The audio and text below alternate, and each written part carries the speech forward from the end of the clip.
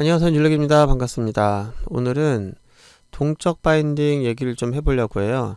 원래 이 얘기는 제가 수업에서 좀 안 하려고 그랬는데 혹시나 지금 제 강의를 듣고 계신 분들이 직장인들이 좀 있는 것 같아서 그분들에게는 조금은 궁금한 부분이 있지 않을까 해서 조금 더 진도를 나갑니다. 만약에 이 내용이 이제 입문자라면, 자바를 처음 공부할 뿐만 아니라 프로그래밍을 처음 하시는 분들이라면은 이 내용은 어렵더라도 그냥 모르셔도 돼요.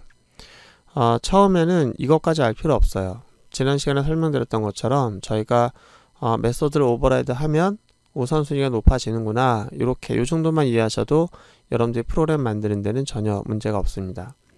다만 어떻게 우선순위가 높아지는 거지? 어떻게 참조 형식이 이그잼인데 그 이그잼 형식으로 토탈 호출했는데 어떻게 객체가 다르다고 해서 그게 객체 다른 녀석의, 그러니까 자식 객체가 갖고 있는 메서드로 그 호출이 바뀔 수 있지?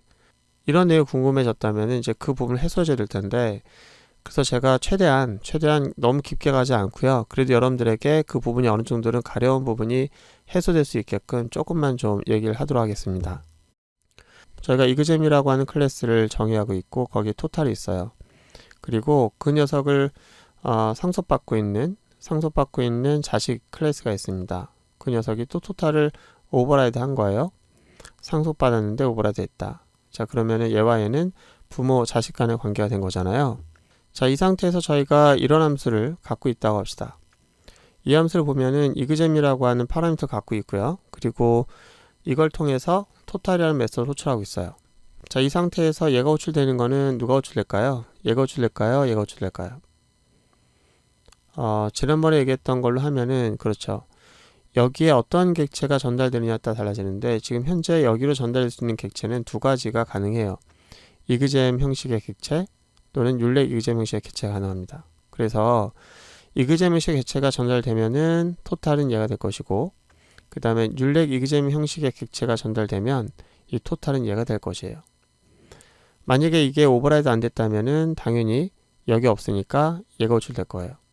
근데 이 코드를 보세요. 여기에서는 어떠한 단서도 없어요.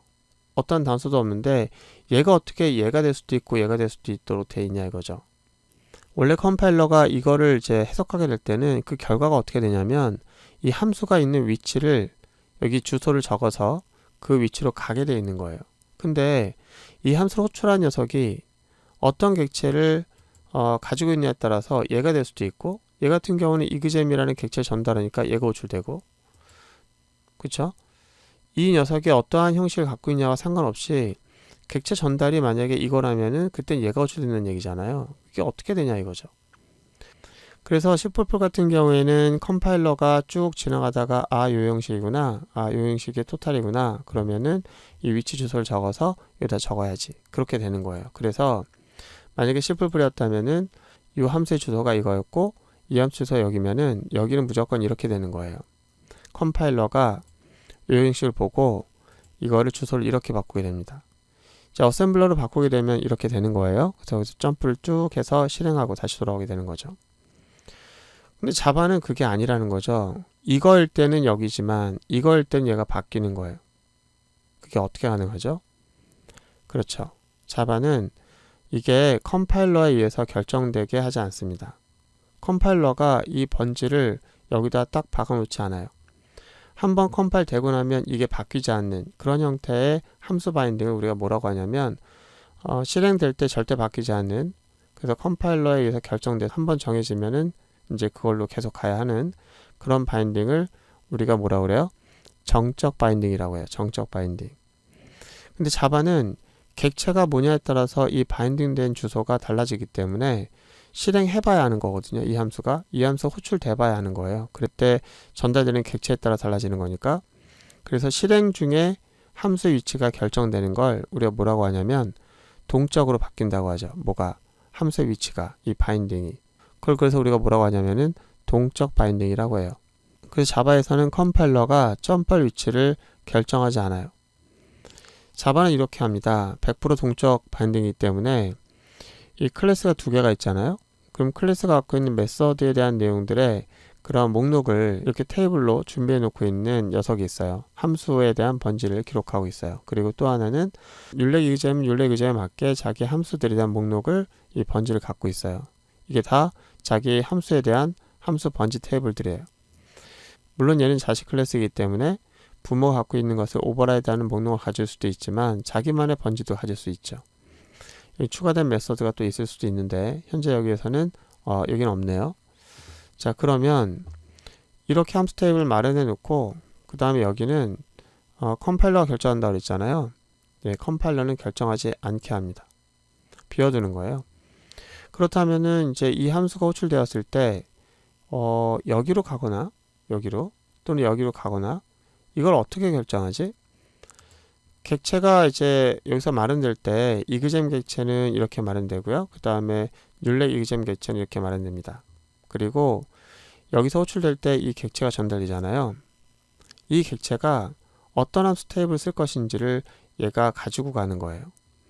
그래서 동적 바인딩을 지원하기 위한 그런 클래스, 그리고 그 클래스의 객체들은 이 데이터를 담는 공간 외에 추가적으로 4바이트를 더 갖습니다. 이건 뭐냐면은 자기의 메서드 테이블들을 가리키는 그런 녀석이에요. 그래서 이 앞대가리에서 자기가 함수 테이블에 대한 주소 번지를 갖고 있어요. 그래서 여기는 완전히 비워둔 것이 아니고 이 전달되는 객체의 앞머리의 번지를 참조하기 위한 주소가 들어가는 거예요.